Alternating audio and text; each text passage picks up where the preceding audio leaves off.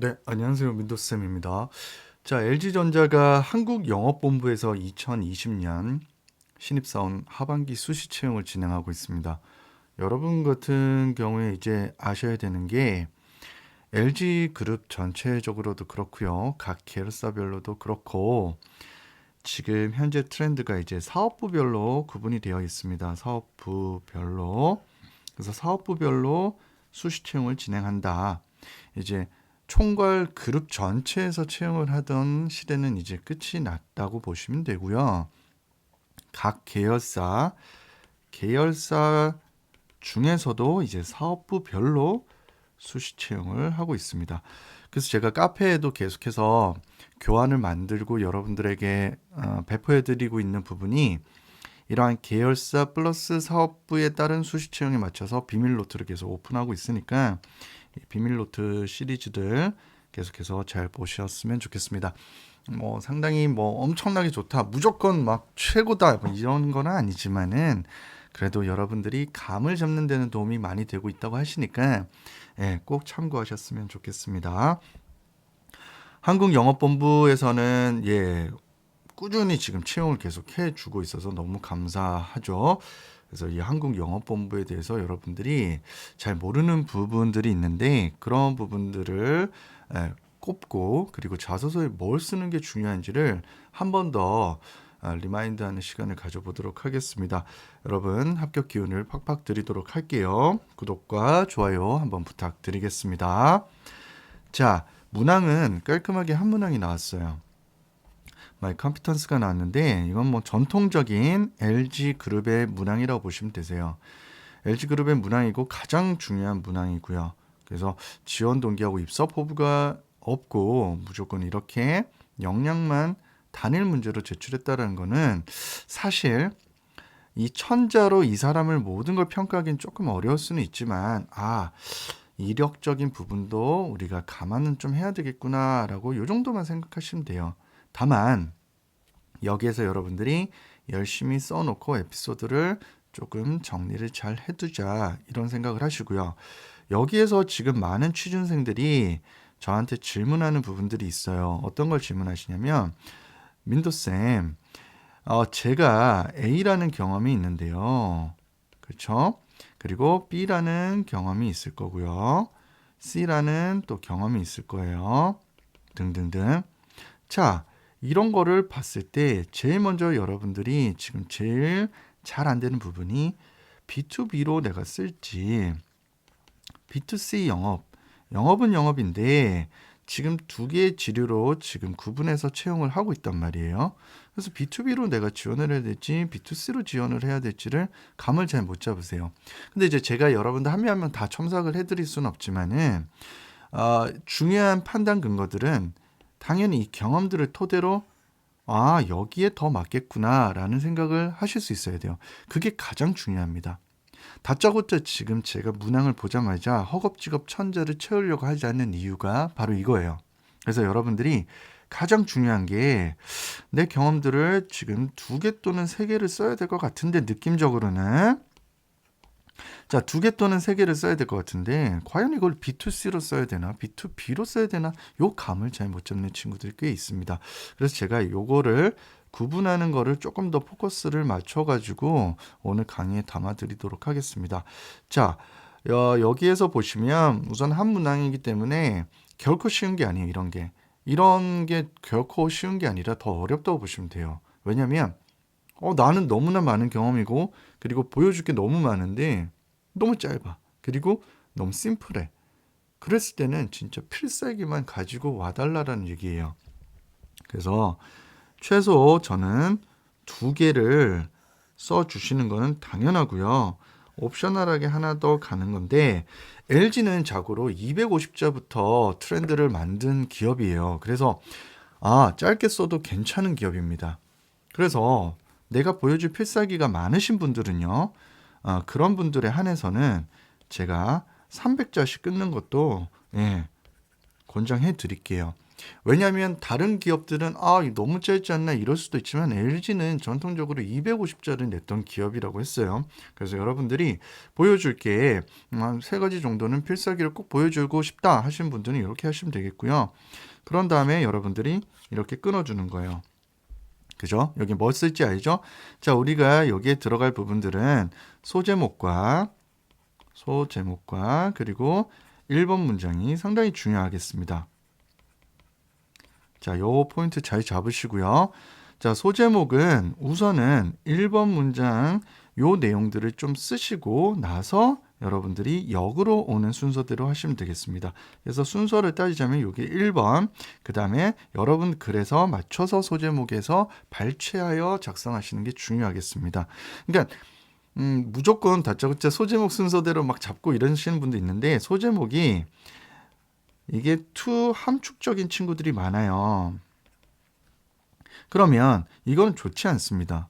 혹자는 이렇게 얘기할 수도 있어요. 멘토님, 이거 되게 궁금증을 좀 유발할 수 있지 않겠습니까? 안 궁금해요. 아시겠어요? 그러니까 궁금한 게 아니라 무슨 말 하는 거예요? 모른다는 거예요. 그래서 바꾸셔야 돼요. 직관성으로. 직관성 있게 바꾸셔야 됩니다. 그러니까 가령 예를 들자면 이런 거예요. 너 뭐를 좋아하니? 이렇게 얘기를 했어요. 운동이요. 이게 아니라 예를 들면 저는 테니스를 좋아합니다. 저는 골프를 좋아합니다. 그러니까 운동 종목이 분명해야 된다 이거예요. 최소한. 아시겠죠? 자, 그래서 이렇게 보시면 되겠고요. 자, 여러분들이 어떠한 개인 컨텐츠 에피소드가 있는지를 먼저 써주고 그 다음에 두 번째 문장, 세 번째 문장은 what to do, how to do 이 형태로 가는 거는 여러분들이 저희 패턴을 잘 아실 거예요. 그렇다면 이제 여기에서 지금 우리가 만들어야 될 이 키 포인트인 이 큐 카드는 여기 하나 그리고 여기 하나 또 밑에 하나 더 있다면 저렇게 이렇게 가져가시면 되는데 중요한 거는 이제 제가 오늘 강의 핵심이라고 했던 이 에피소드를 뭘로 쓰느냐가 제일 중요합니다. 그래서 여러분들에게 지금부터 말씀드리도록 할게요. 자, B2B 영업입니다. 자, B2B 영업 에피소드는 뭘 쓸까요? 자, 어떤 게 합격에 조금 더 가까웠느냐? 자, 여기에 설명해준 LG전자에서 분명히 드러낸 부분들이 있어요. 기존의 LG전자 현직자들이라든지 또 담당자들이 오픈해놓은 정보를 토대로 여러분들이 접근하는 게 가장 좋습니다. 그래서 제일 먼저 B2B는 기업, 유통, 건설, 조달 이 영역을 우리가 영업을 한다라는 겁니다. 이거에 대한 영업 관리를 하는 거거든요. 그러면 내 경험이 이제 여기에서 파생시키는 거예요. 내가 기업 간 거래처라고 표현할 수 있는 요소, 거래처라고 표현할 수 있는 A라는 업체를 대응해 본 경험들이 있다면 활용하시는 게 중요하겠고요. 그리고 그 업체가 유통업체야. 즉 여러분들이 여기에서 보셔야 되는 거는 B2C에도 유통업체가 들어가거든요. 근데 그거랑 다른 게 대량으로 뭔가를 대량으로 구매할 수 있는 이 업체들. 가령 여기에 LG에서 얘기하고 있는 게 있습니다. 예를 들어서 신입사원들이 500명이 입사를 했어요. 그러면 B2C에서 대응할까요? B2B에서 대응할까요? B2B에서 대응하는 겁니다. 그래서 여기서 잘 썼던 말이 적재적소에 우리가 알아서 가서 영업을 하겠다 이 말입니다. 지금 대형 A플렉스라는 유통 기업이 들어왔는데 거기에 노트북 기기 또는 공조 기기, 그러니까 시스템 에어컨 얘기하면 되는 거예요. 이런 식으로 들어왔다 이거예요. 그런 기업이 하나 들어오면 부수적으로 인프라가 상당히 구축돼야 되는데 그 물적 인프라를 담당한다고 보시면 돼요.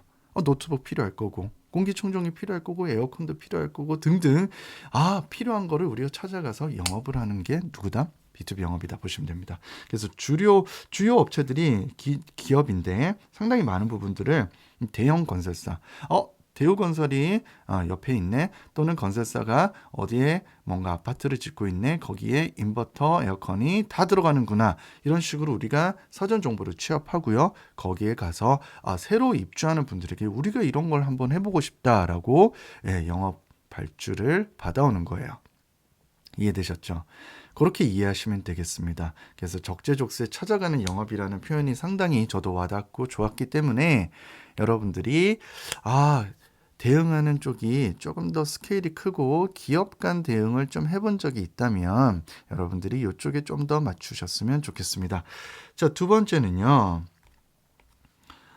대다수 많은 친구들이 이 B2C 영업에 조금 더 많이 해당이 됩니다. B2C 영업에 좀 해당이 많이 되는 경우가 많은데, 왜냐하면 여러분들이 소비자 관점에서 되게 글을 많이 쓰기 때문에 B2C에 어울리는 것처럼 느껴질 뿐이에요, 사실은. 근데 보세요. 내가 카페에서 일을 했어요. 옆에 가게에 사장님이 늘 찾아오시는 거예요. 옆에 가게 세탁소 사장님이었던 거예요. 세탁소 사장님한테 찾아가서, 사장님, 여기에 매일 아침 토스트 저희가 배달 한번 해드리는 거 어떨까요? 이런 거는 여러분들 어떻게 생각하시면 돼요? 그렇죠. B2B로 풀 수 있다는 거예요. 세탁소라는 그 업체 사장님의 적재적소에 우리가 가서, 그죠? 그 매일 아침 딜리버리 서비스를 계약을 맺은 거랑 마찬가지입니다. 그러니까 이 관점에 유추 적용이 되게 힘들어서 그렇지, 여러분들이 이렇게 마인드만 조금만 바꾸면 내가 B2B가 아예 없는 게 아니라 내가 생각을 못하고 있었던 거구나 라고 보시면 되겠어요.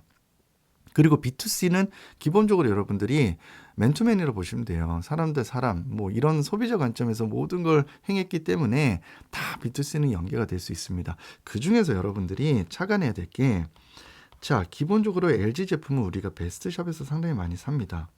베스트샵이 있고요. 그리고 두 번째는 대형 유통, 하이마트나 전자랜드, 이런 것들을 얘기합니다. 그리고 온라인에서도 여러분 전자기기라든지 다 구매할 수 있죠. 그래서 내가 만약에 온라인에 대해서 관련 경험이 상당히 많다, B2C 영업으로 쓰시는 게 좋고요. 그리고 내가 이런 상권에 맞는 유통 업체들에서 속해서 일을 해본 적이 있다, 이런 분들은 B2C 영업 쪽으로 쓰시는 게 훨씬 더 좋습니다. 그래서 B2C로 쓴다, 그럼 냄새 자체가 내가 예를 들어서 쓱닷컴에서 일을 해본 적이 있고, 하나는 이마트에서 일을 했고, 하나는 홈플러스에서 일을 했다, 이렇게 쓰는 거예요. 이게 소제목의 일단은 메인 단어가 되고, 여러분들 1번 문장을 요걸 토대로 풀어주는 거예요. 그럼 보는 입장에서 한번 생각해 보세요. 얘는 우리 쪽 A에 가깝구나, 얘 이런 거 시키면 잘하겠구나, 그런 느낌이 들 거고요. 자, 그리고 조금 더 크게 가는 거예요. 대형 건설사에 어떤 납품을 한 적이 있는 거예요. 이런 부분식으로 쓰는 거예요. 요거는 어느 쪽에 해당할까요? 그렇죠. B2B 쪽에 해당된다고 보시게 됐습니다. 또는 국가기관에, 공공기관과의 경험이 있는 분들, 이런 분들도 인턴이나 체험형 인턴 하신 분들은 이렇게 쓰게 된다면 이런 것들을 조달적으로 활용하셔도 충분히 좋다라는 겁니다. 조금 구분이 되셨나요? 네. 그래서 이런 부분들을 구분을 안 해놓고 막 쓰시는 분들이 있거든요. 보는 입장에서는 되게 판단이 힘들어요. 그러면 스펙적인 부분들을 좀 더 볼 수도 있고요. 그래서 여러분들이 가장 쓰기 전에 먼저 제가 요청드리고 싶은 게 뭐냐, 요거를 구분하는 작업을 먼저, 솔팅 작업을 먼저 하셨으면 좋겠어요. 이 카테고리를 먼저 나누지 않고 쓴다면 뒤죽박죽돼서 상대방 입장에서는 그냥 복잡한 글을 보게 되는 거예요.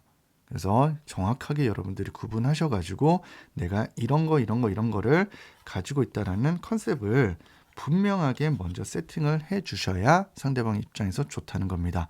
그리고 글로벌 경험 들어가도 되나요? 당연히 좋죠. 국내에서만 한다고 뭐 영어 쓸 일 없는 거 아닙니다, 여러분들. 예를 들자면 여기에 A라는 한국 지사가 들어오네, 그죠? 그래서 뭐 좀 생각하기 그렇지만은 기존에 여러분들이 예시를 하나 들어주면 스타벅스 코리아에 들어가는 게 다 LG전자 제품이에요. 그래서 거기에 있는 종합 공조, 이 공조를 LG전자가 다 영업을 수주를 했습니다. 삼성을 껐고요. 그래서 이런 경우에는 B2B 영업에서 쾌거기 때문에 여러분들이 그런 경험들이 있는 분들은 꼭 좀 활용해 주시면 좋겠습니다. 고로 해외 글로벌 경험도 상당히 좋을 수밖에 없다라는 말씀 드리면서 깔끔하게 여러분들 지원할 수 있도록 소팅 작업 꼭 좀 잘하셨으면 좋겠습니다. 그럼 다음 이 시간에 뵙도록 하고요. 오늘도 도움 되셨다면 구독과 좋아요 한번 부탁드리면서 저 민더쌤 또 찾아뵙겠습니다.